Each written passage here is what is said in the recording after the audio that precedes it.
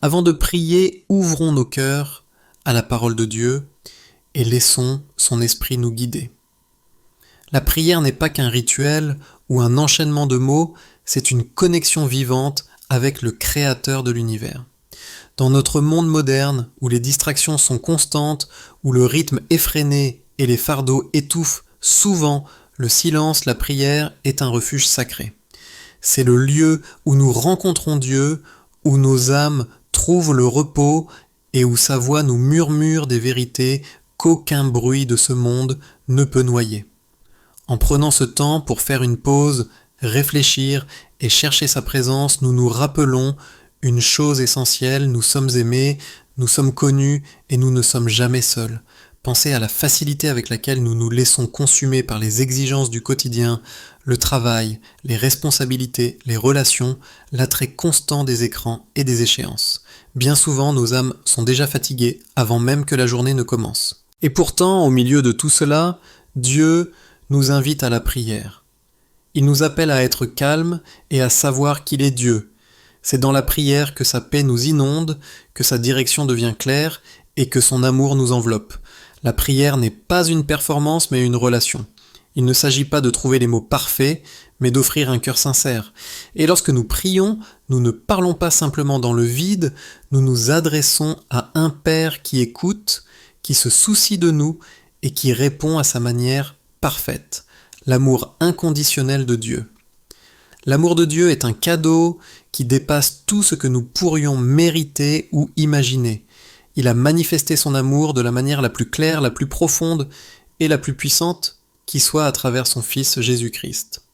Dans sa compassion infinie, Dieu a choisi d'envoyer son Fils unique dans ce monde, non parce que nous le méritions, mais parce qu'il nous aime.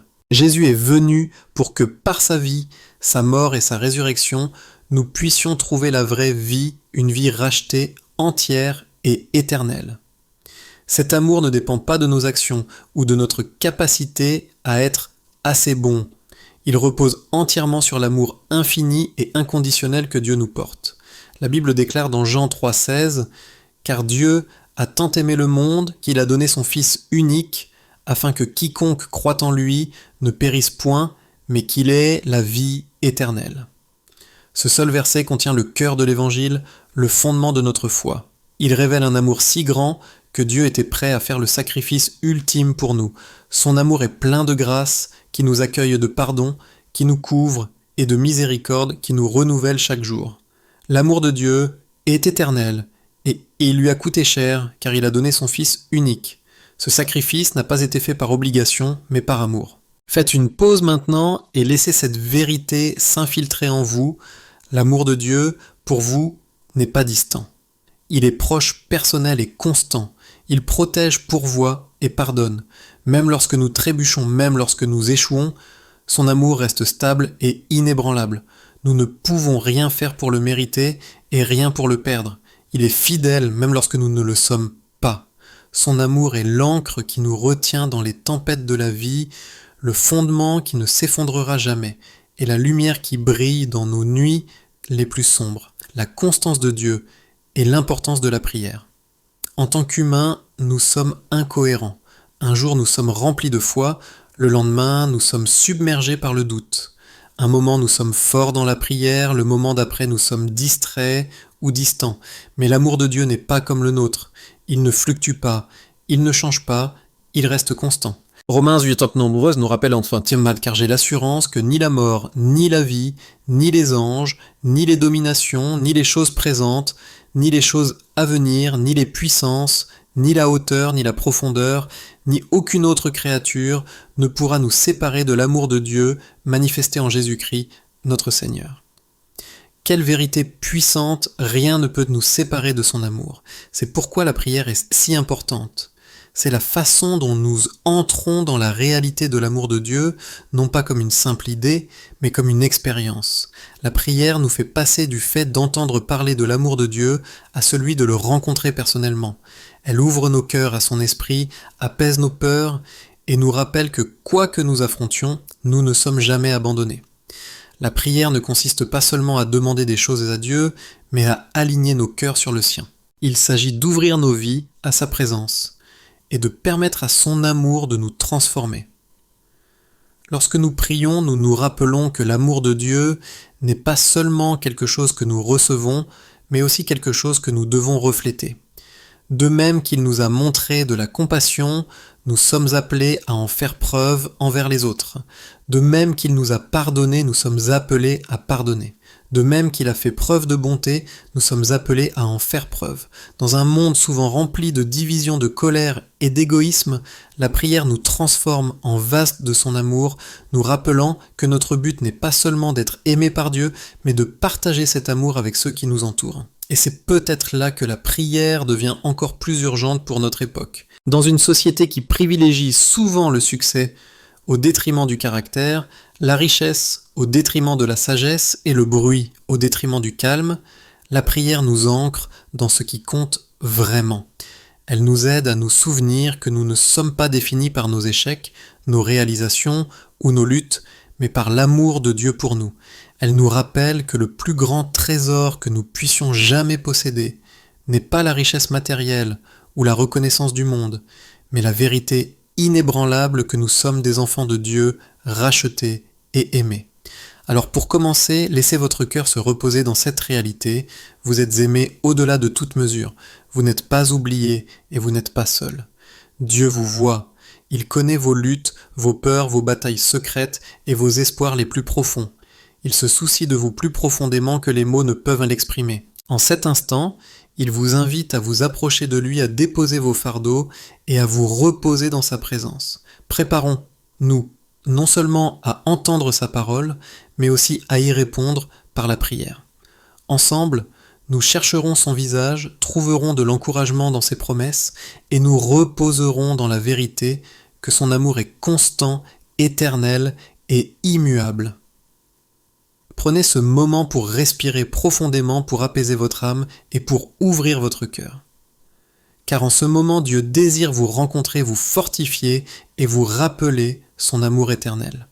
Maintenant, allons de l'avant ensemble en écoutant d'abord sa parole, puis en élevant nos cœurs dans la prière, sachant que celui qui nous a aimés au point de donner son Fils unique sera certainement avec nous à chaque instant de notre vie. La prière, un dialogue.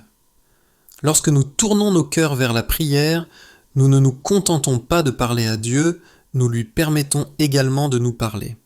Dans chaque ligne de l'Écriture, dans chaque murmure de son esprit, il nous rappelle que son amour est réel, ses promesses sont inébranlables et sa présence est immuable. La beauté de la prière est qu'elle nous tire du bruit de ce monde et nous mène dans le calme où la voix de Dieu devient claire. Et lorsque sa parole et notre prière se rencontrent, une transformation a lieu. On nous rappelle que quelle que soit la lourdeur de nos fardeaux, Dieu les porte avec nous. Quelle que soit l'incertitude de notre avenir, il le tient dans ses mains. Pensons à la prière que nous avons commencée plus tôt, la prière de gratitude et d'abandon.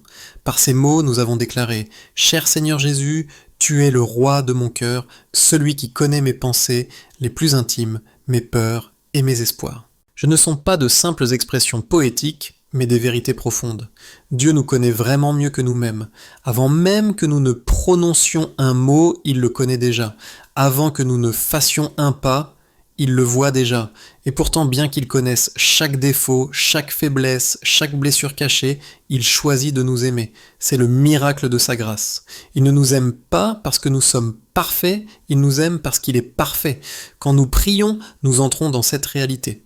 Nous déposons les masques que nous portons pour le monde, le sourire qui cache la douleur, la force qui dissimule la faiblesse, le calme qui recouvre le chaos intérieur, et nous nous présentons devant lui tels que nous sommes.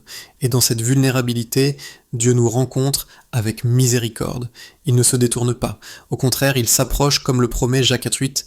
Approchez-vous de Dieu et il s'approchera de vous. La prière est ce rapprochement. Mais la prière ne consiste pas seulement à épancher nos cœurs, elle consiste aussi à écouter. Pensez à Samuel, l'enfant dans le temple, qui entend la voix de Dieu l'appeler Samuel, Samuel. Même s'il ne l'a pas reconnu au début, il a appris à répondre « Parle Seigneur, car ton serviteur écoute ».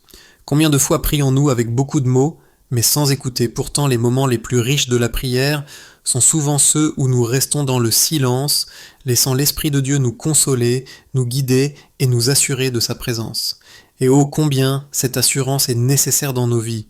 Chacun d'entre nous fait face à des batailles que d'autres ne verront peut-être jamais, des luttes silencieuses du cœur des fardeaux portés en secret, des questions sur l'avenir qui pèsent lourdement sur l'âme.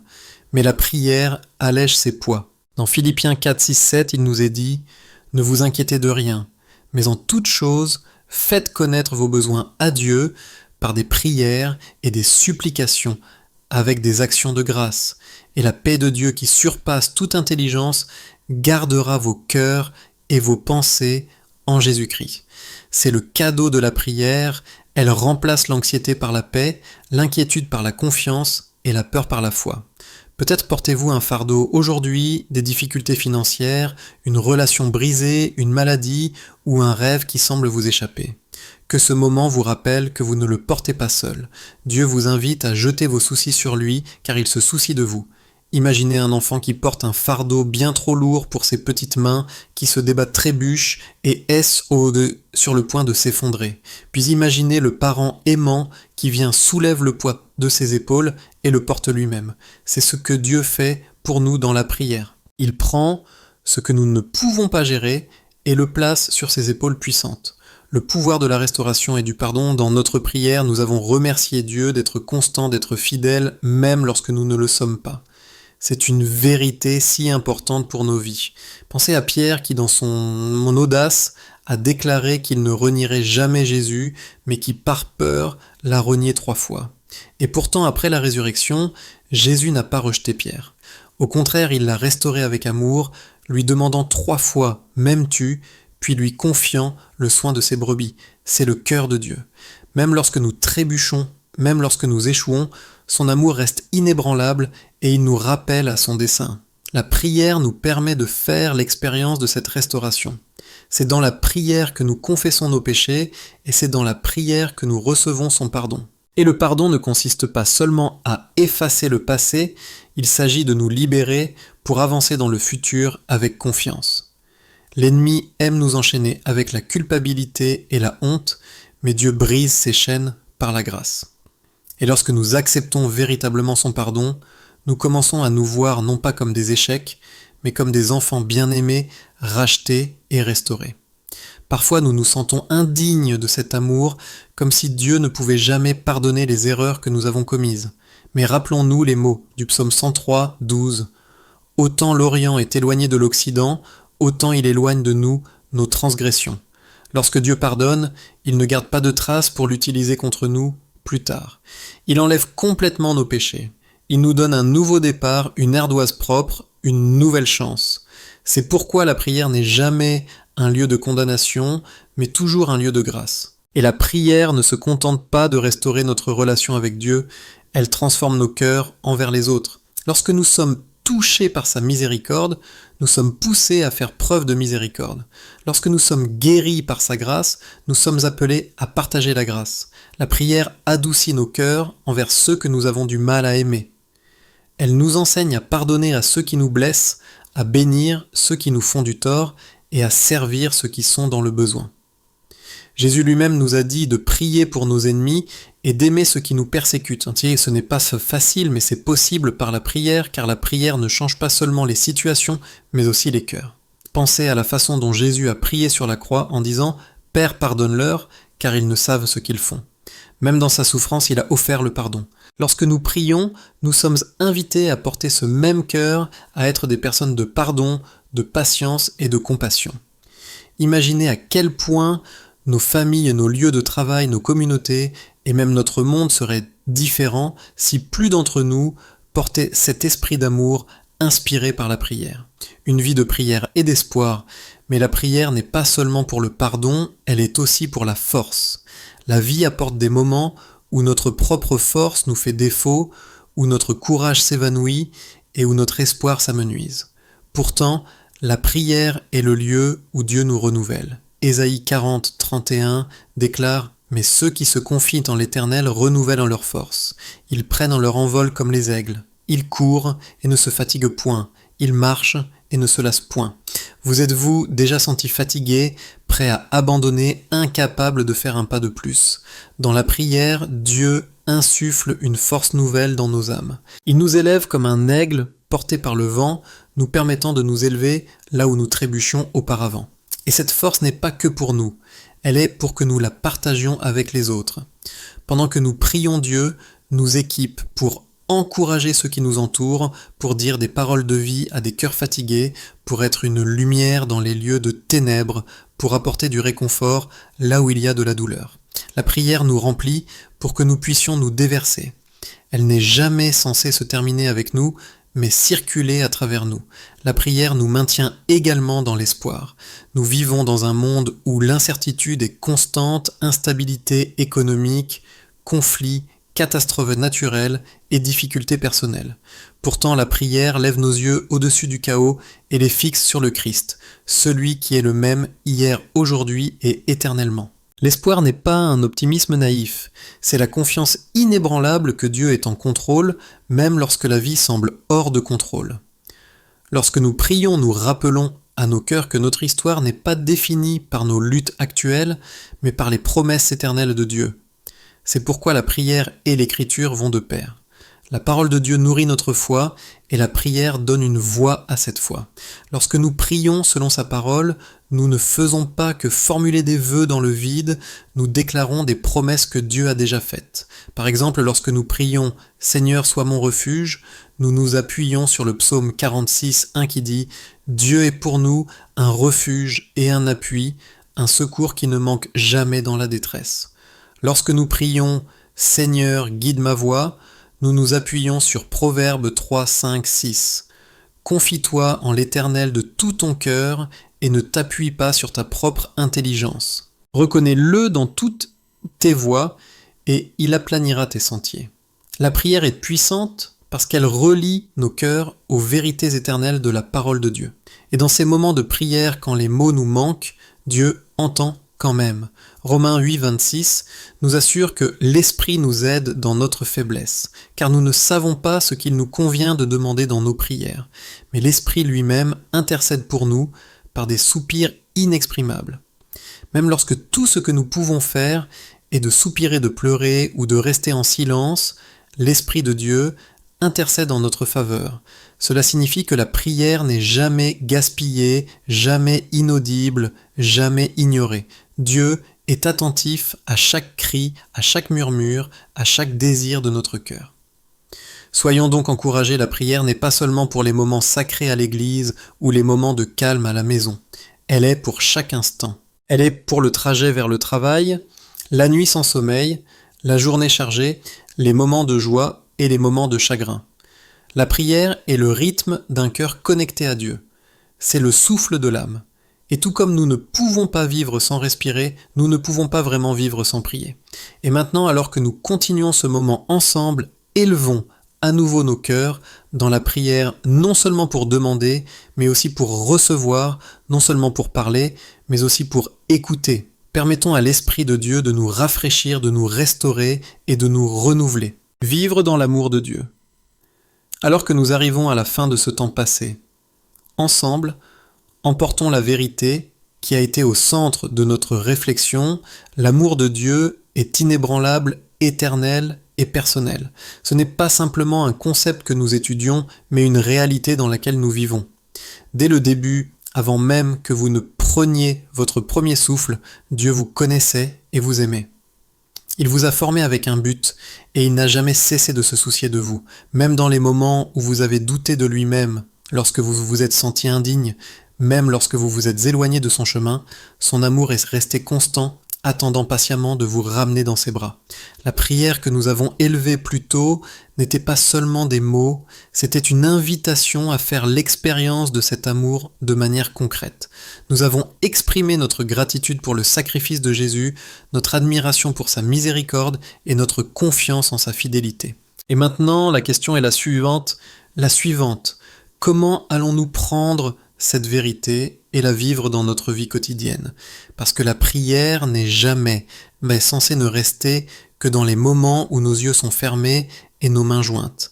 La prière est censée façonner la façon dont nous vivons lorsque nous nous levons, lorsque nous travaillons, lorsque nous interagissons avec les autres et lorsque nous faisons face aux défis ordinaires de la vie. Vivre à la lumière de l'amour de Dieu signifie choisir le pardon, plutôt que l'amertume. Chacun d'entre nous sera blessé à un moment donné par un ami, un membre de la famille, un étranger, ou même par nos propres déceptions. Le monde nous apprend à garder rancune, à nous protéger en construisant des murs, mais Dieu nous appelle à pardonner tout comme il nous a pardonné. Le pardon n'efface pas la douleur, mais il nous libère des chaînes du ressentiment. Il permet à la guérison de Dieu de se déverser dans nos cœurs. Imaginez la liberté que vous pouvez ressentir lorsque vous lâchez la colère que vous reteniez et la confiez à Dieu. En faisant cela, vous reflétez l'amour du Christ qui a pardonné même depuis la croix. Vivre à la lumière de l'amour de Dieu signifie également marcher dans la confiance plutôt que dans la peur. La vie est pleine d'incertitudes, difficultés financières, problèmes de santé, questions sur l'avenir. La peur nous chuchote que nous sommes seuls, mais la foi nous rappelle que Dieu est avec nous. Chaque matin, lorsque l'inquiétude menace de vous submerger, prononcez la vérité du psaume 23. « L'Éternel est mon berger, je ne manquerai de rien. » La confiance n'est pas toujours facile, mais elle est renforcée chaque fois que nous choisissons de placer nos fardeaux entre les mains de Dieu. Et avec le temps, nous voyons qu'il est fidèle, que sa provision vient au bon moment et que son plan est toujours plus grand que le nôtre. Vivre à la lumière de l'amour de Dieu signifie faire preuve de bonté dans un monde qui choisit souvent l'égoïsme. Les simples actes de compassion, une oreille attentive, un mot d'encouragement, une main secourable ont une signification éternelle. Vous ne saurez peut-être jamais comment un sourire ou un mot gentil peut changer le cours de la journée de quelqu'un ou même sa vie. Jésus nous a enseigné que les plus grands commandements sont d'aimer Dieu et d'aimer notre prochain. Chaque acte de bonté que nous offrons est un reflet de l'amour que nous avons nous-mêmes reçu de lui.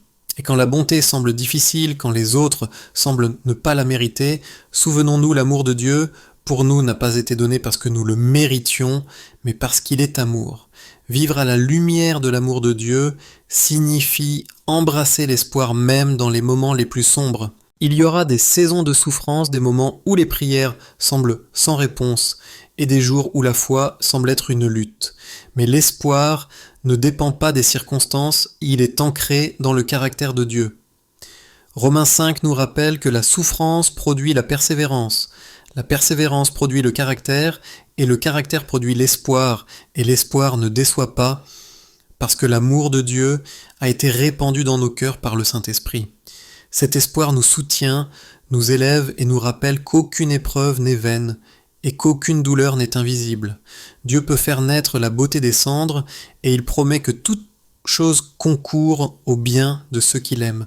Vivre cet amour, c'est aussi faire preuve de gratitude au quotidien. Nous attendons souvent les grands miracles pour rendre grâce, mais les miséricordes de Dieu sont présentes dans les petits détails de la vie, le souffle dans nos poumons, le lever du soleil chaque matin, la nourriture, le réconfort d'un ami, la paix de sa présence. La gratitude change notre perspective, elle détourne notre attention de ce qui nous manque et la place sur l'abondance des bénédictions de Dieu. Et lorsque nous cultivons la gratitude, nos prières deviennent moins une question de demande et plus une question de louange. La gratitude ouvre la porte à la joie et la joie est un témoignage pour ceux qui nous entourent que Dieu est vraiment bon. Et peut-être plus que tout vivre à la lumière de l'amour de Dieu, c'est se souvenir chaque jour que rien ne peut nous en séparer. Quand vous vous sentez faible, son amour est votre force. Quand vous vous sentez perdu, son amour est votre guide. Quand vous vous sentez indigne, son amour vous rappelle votre identité en Christ. Rien, aucun échec, aucune peur, aucune circonstance ne peut vous enlever son amour. Et lorsque vous marchez avec cette assurance, vous marchez avec confiance, paix et courage. Alors en quittant ce moment de prière et de réflexion, n'abandonnons pas ce que nous avons vécu. Emportons-le avec nous dans nos maisons, nos relations, nos lieux de travail et nos communautés. Devenons des témoignages vivants de l'amour de Dieu. Des personnes qui pardonnent librement, qui font entièrement confiance, qui donnent généreusement et qui aiment sans condition. C'est le plus grand témoignage que nous puissions offrir au monde, une vie transformée par la prière et ancrée dans l'amour du Christ. Puissiez-vous avancer avec paix, sachant que l'amour de Dieu vous entoure. Puissiez-vous trouver l'espoir dans chaque épreuve, la force dans chaque faiblesse et la joie dans chaque bénédiction. et que votre cœur soit toujours attiré par la prière, non pas comme une obligation, mais comme une communion quotidienne avec celui qui vous aime le plus. Terminons par une vérité simple mais profonde, vous êtes aimés. Aujourd'hui, demain et pour toujours. Reposez-vous dans cet amour. Vivez dans cet amour et partagez cet amour. Car en lui, vous trouverez tout ce dont vous avez besoin, la paix pour votre cœur, un but pour votre vie et l'espoir pour votre avenir.